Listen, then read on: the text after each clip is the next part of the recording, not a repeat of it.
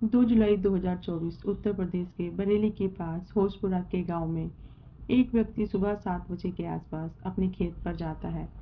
लेकिन गन्ने के उस खेत में जैसे ही वह पहुंचता है तो वो देखता है कि एक महिला की डेड बॉडी उसके खेत में पड़ी हुई है। वह घबराकर अपने गांव के प्रधान के पास जाता है और इस बात की सूचना गांव के प्रधान को देता है, जिसके बाद पुलिस को फ़ोन करके बुलाया जाता है। शुरुआती जांच में ये मालूम चल जाता है कि खेत में जो डेड बॉडी मिली थी वह अनीता देवी की थी, जो उसी गांव की रहने वाली थी। इस महिला की उम्र तकरीबन 45 साल थी। उसके पति सोमपाल को मौकाए वारदात पर बुलाया जाता है। बॉडी की शिनाख्त करके पूछताछ शुरू होती है, जिसमें मालूम चलता है कि एक दिन पहले यानी कि 1 जुलाई 2024 को अनीता देवी अपने मायके गई थी और रात के वक्त वो वहाँ से वापस आ रही थी, लेकिन पूरी रात वह अपने घर नहीं पहुँची और अगले दिन सुबह 2 जुलाई 2024 को उसकी डेड बॉडी खेतों में पाई गई। अब वैसे तो ये एक नॉर्मल मर्डर का केस हो सकता था, लेकिन पुलिस जब डेड बॉडी को क्लोजली एनालाइज करती है तो वो देखती है कि आज से तकरीबन 7 महीने पहले इसी तरह के 2 नहीं बल्कि पूरे 8 मर्डर हुए थे।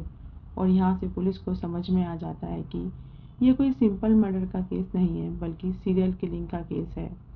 अब इस कहानी को बारीकी से जानने के लिए हमें थोड़ा सा पीछे जाना होगा और इससे पहले हो चुके 8 मर्डर को भी हमें एनालाइज करना होगा।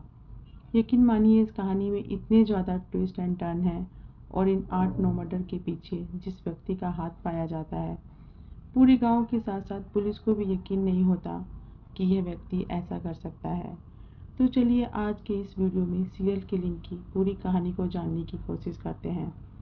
तो इस पूरी कहानी की शुरुआत 5 जून 2023 से शुरू होती है, जब उत्तर प्रदेश के बरेली के प्रतापपुर नाम के एक गांव में 50 साल की कलावती की डेड बॉडी मिलती है। पुलिस जब डेड बॉडी को एनालाइज करती है तो वह पाती है कि इस महिला की हत्या गला दबाकर की गई थी और गला दबाने के लिए उसकी ही साड़ी के पल्लू का इस्तेमाल किया गया था। अब बाकी केसेस की तरह यह भी एक नॉर्मल केस हो सकता था, लेकिन उसके कुछ दिनों बाद ही यानी कि 19 जून 2023 को पास के ही कुलसा नाम के गांव में धनवती नाम की एक 50 साल की महिला की डेड बॉडी पाई गई। पुलिस को यहाँ पर अभी तक ये मालूम नहीं था कि इससे पहले जो डेड बॉडी मिली थी और इस डेड बॉडी में कोई कनेक्शन है या फिर नहीं। और पुलिस दोनों डेड बॉडीज़ की जांच अलग अलग एंगल से कर रही थी, लेकिन पुलिस तब चौंक जाती है जब 30 जून 2023 को प्रेमवती नाम की एक 55 साल की महिला की डेड बॉडी आनंदपुर गांव में मिलती है, जो कि बरेली में ही पड़ता है। अब यहाँ से पुलिस को डाउट हो गया था कि कहीं ना कहीं जो ये मर्डर हो रहे हैं इनमें आपस में कनेक्शन हो सकता है, लेकिन क्योंकि सभी डेड बॉडीज़ के पास से ना तो कोई एविडेंस मिला था, ना ही मरने वाले की किसी से कोई दुश्मनी थी और ना ही इन तीनों की आपस में कोई जान पहचान थी, इसलिए कोई क्लू ना मिलने की वजह से पुलिस इस केस को सॉल्व करने में बहुत ही ज़्यादा असमर्थ महसूस कर रही थी। पुलिस इस केस की छानबीन कर ही रही थी कि 22 जुलाई 2023 को एक और मर्डर हो जाता है, जिसमें इसी तरह से एक महिला की डेड बॉडी गन्ने के खेतों में मिलती है और यह महिला भी 50 साल से ज़्यादा की उम्र की थी और इसकी हत्या भी उसकी ही साड़ी के पल्लू से गला दबाकर की गई थी। अब पुलिस इस केस को भी इन्वेस्टिगेट करना शुरू करती है, लेकिन उसके अगले ही महीने यानी कि 7 अगस्त 2023 को पुलिस को वहीं पर एक गांव में एक और डेड बॉडी मिलती है और ये 5वें नंबर की लाश थी, जो बिल्कुल सेम पैटर्न पर मिली थी, यानी कि महिला 50 साल से ज़्यादा उम्र की थी। इस महिला की डेड बॉडी गांव के पास खेत में मिली थी और इस महिला का भी उसी की साड़ी से गला दबाकर हत्या की गई थी। इन सभी डेड बॉडीज़ में एक और चीज़ कॉमन थी कि या तो महिला की हत्या उसकी चुनरी से गला घोंटकर की गई थी या फिर उसके साड़ी के पल्लू से गला घोंटकर की गई थी। यहाँ तक पुलिस को यह तो क्लियर हो गया था कि सारे केसेस के पीछे एक ही व्यक्ति का हाथ है, लेकिन पुलिस को कोई भी क्लू ना मिलने की वजह से यह केस सॉल्व नहीं हो पा रहा था।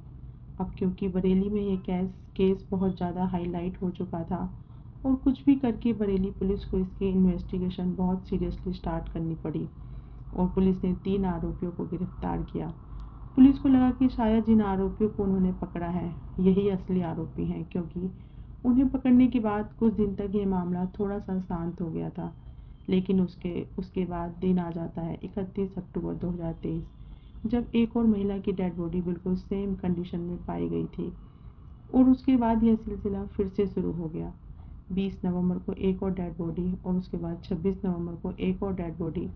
यहाँ तक पूरी 8 महिलाओं की हत्या हो चुकी थी, जो बिल्कुल सेम पैटर्न पे थी। अब पुलिस को ये मालूम चल गया था कि जिन लोगों को उन्होंने अरेस्ट किया है, ये तो कातिल नहीं हैं, क्योंकि इनके जेल में रहते हुए 3 मर्डर हो गए थे और इस तरह से 8 मर्डर की इस मिस्ट्री को सॉल्व करना बरेली पुलिस के लिए बिल्कुल नामुमकिन साबित हो रहा था। पुलिस को छानबीन से यही मालूम चला था कि इन 8 हत्या को करने वाला व्यक्ति बहुत ही ज़्यादा शातिर है, क्योंकि ना तो वो पीछे कोई एविडेंस छोड़ता है और ना ही उस व्यक्ति को आज तक किसी ने देखा है। और इसी के चलते काफ़ी समय बीत जाता है, तकरीबन 7 महीने बीत जाते हैं। पुलिस कोई भी एविडेंस या फिर कोई भी क्लू नहीं ढूंढ पाती। लेकिन यहाँ पर अच्छी बात यह भी थी कि इन बीते 7 महीनों में कोई भी ऐसा मर्डर नहीं हुआ था, तो पुलिस को लग रहा था कि शायद यह मामला यहीं पर शांत हो जाएगा। लेकिन उसके बाद दिन आ जाता है 2 जुलाई 2024 का, जिसके बारे में हमने स्टार्टिंग में बात करी थी। बरेली के भोजपुरी गांव में अनीता देवी की डेड बॉडी मिली थी और यह भी बिल्कुल सेम पैटर्न पर ही मर्डर किया गया था। अब पुलिस को मालूम चल गया था कि जो भी व्यक्ति इन हत्याओं के पीछे है, वो फिर से एक्टिव हो गया है और उसने अपने 9वें कत्ल को भी अंजाम दे दिया है। अब यहाँ पर पुलिस के लिए सिचुएशन बहुत ही क्रिटिकल हो गई थी और इसी के चलते पुलिस ने एक बड़े ऑपरेशन की तैयारी करी और पुलिस ने इस ऑपरेशन को नाम दिया तलाश। इसमें पुलिस ने टोटल 22 टीमें बनाई। 22 टीमें बनाने के बाद पुलिस ने अपने कुछ पुरुष और महिला कांस्टेबल को आसपास के गांव में एज ए सिविलियन भी भेजा, ताकि वे वहां पर रहकर आसपास की कंडीशन देखें। वो लोग गांव में इस तरह से रहते थे जैसे वो वहीं के रहने वाले हैं। वह खेत में काम भी करते थे और पूरे गांव पर नज़र भी रखते थे। और इसके साथ ही पुलिस ने बरेली के 25 किलोमीटर के रेडियंस में आने वाले उन सभी गांव में 1500 से भी ज़्यादा सीसीटीवी कैमरे इंस्टॉल कराए, जहां से ये डेड बॉडीज मिली थी। और इसी के बाद पुलिस को एक सफलता मिलती है। पुलिस को कैमरे में एक अनजान व्यक्ति दिखता है, जिसकी शिकायत शायद कुछ गांव वालों ने भी की थी, क्योंकि गांव में रहने वाले व्यक्तियों को एक दूसरे के बारे में पता होता है कि ये व्यक्ति इस गांव का है या नहीं। और इसी कारण पुलिस एक स्केच तैयार कराती है, क्योंकि कई सारे लोगों ने गांव में उस व्यक्ति को देखा गया था और इस स्केच को सभी गांव में रिलीज किया जाता है। साथ ही आज जहाँ जहाँ उस व्यक्ति को देखा गया था, वहाँ वहाँ पर अनाउंसमेंट भी की जाती है कि कोई भी महिला अकेले घर से बाहर ना निकले। तो इतनी मेहनत करने के बाद पुलिस को एटलीस्ट एक क्लू तो मिल ही गया था कि जो स्केच उन्होंने बनाया है, शायद यही इन 9 मर्डर के पीछे का हत्यारा है। अब 8 अगस्त 2024 को पुलिस के पास एक व्यक्ति कॉल करता है और वह कहता है कि जो स्केच आपने गांव में लगाया हुआ है, उसने उस व्यक्ति को अभी अभी इस गांव में देखा है। पुलिस बिना देरी किए उस गांव में पहुंच जाती है और उस व्यक्ति को अरेस्ट कर लिया जाता है। देखने से पुलिस को लग रहा था कि शायद उन्होंने गलत व्यक्ति को अरेस्ट कर लिया है, क्योंकि जिस व्यक्ति को उन्होंने पकड़ा था वो थोड़ा सा मंदबुद्धि टाइप का था, यानी कि वो नॉर्मल लोगों की तरह नहीं था। पुलिस में पकड़े जाने के बाद भी वो पुलिस के साथ हंस हंस के बातें कर रहा था, बड़े ऑफिसर्स के साथ हाथ मिला रहा था। उसकी इस तरह की जो हरकतें थी, इन्हें देखकर पुलिस को लगा कि शायद उन्होंने गलत आदमी को पकड़ लिया है, लेकिन पुलिस ने बिल्कुल सही व्यक्ति को पकड़ा था। जिस व्यक्ति को पुलिस ने पकड़ा था, इसका नाम कुलदीप गंगवार था। इसकी उम्र 35 साल थी और यह बाकरपुर गांव का रहने वाला था।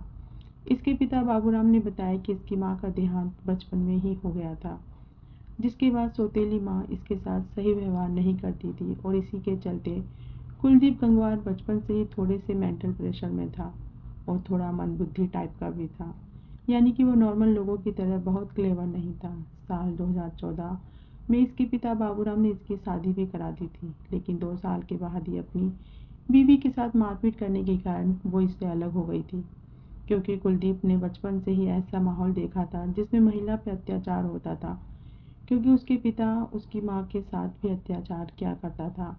वैसा ही कुछ वो अपनी बीवी के साथ भी करता था और इसी के चलते कुलदीप की बीवी भी उसे छोड़कर चली गई। अब इसके बाद कुलदीप कभी कभी अपनी बहनों के यहाँ रहने चला जाता, क्योंकि उसकी 2 बहनें भी थीं। कभी अपने किसी रिश्तेदार के यहाँ रहने चला जाता था, क्योंकि वो दिखने में थोड़ा-सा मंदबुद्धि टाइप का लगता था, तो लोग तरस खाकर उसे खाना भी खिला दिया करते थे। उसे अपने पुराने कपड़े भी दे दिया करते थे। कुलदीप के पास ना तो कोई मोबाइल था और न ही आने-जाने के लिए कोई साधन यानी कि बाइक या साइकिल थी। वो पैदल ही सफ़र किया करता था और अपना जो सफ़र है वह सड़क के रास्ते से नहीं बल्कि खेतों के रास्ते से किया करता था। ये सारी जानकारी तो पुलिस को मिल जाती है, लेकिन अभी भी एक बड़ा सवाल ये बना हुआ था कि आखिर इन 9 कत्ल के पीछे कुलदीप का उद्देश्य क्या था?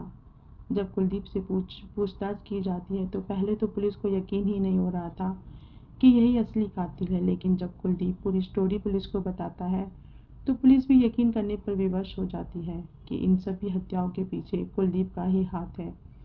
दरअसल कुलदीप उन्हें बताता है कि जब भी वह खेत के रास्ते से गुजरता और खेत में किसी महिला को देखता था, तो वो उस महिला से शारीरिक संबंध बनाने की मांग करता था। लेकिन जब वो महिला उससे मना करती थी, तो वो गुस्से में आकर उसका कत्ल कर देता था। कुलदीप ने जितनी भी महिलाओं को शिकार बनाया, उनकी उम्र 45 से 50 साल से ऊपर की नहीं थी, क्योंकि कुलदीप को पता था कि इस उम्र की जो महिला है, वो उसका विरोध ज़्यादा नहीं कर पाएंगी।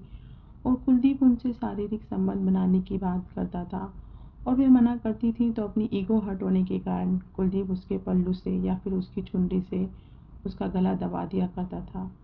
पुलिस कुलदीप को सभी क्राइम सीन्स पर ले जाकर वहां पुतले की मदद से क्राइम सीन को रिक्रिएट करवाती है, जहां से कुलदीप ने 6 हत्याएं करने का कबूलनामा लिया है।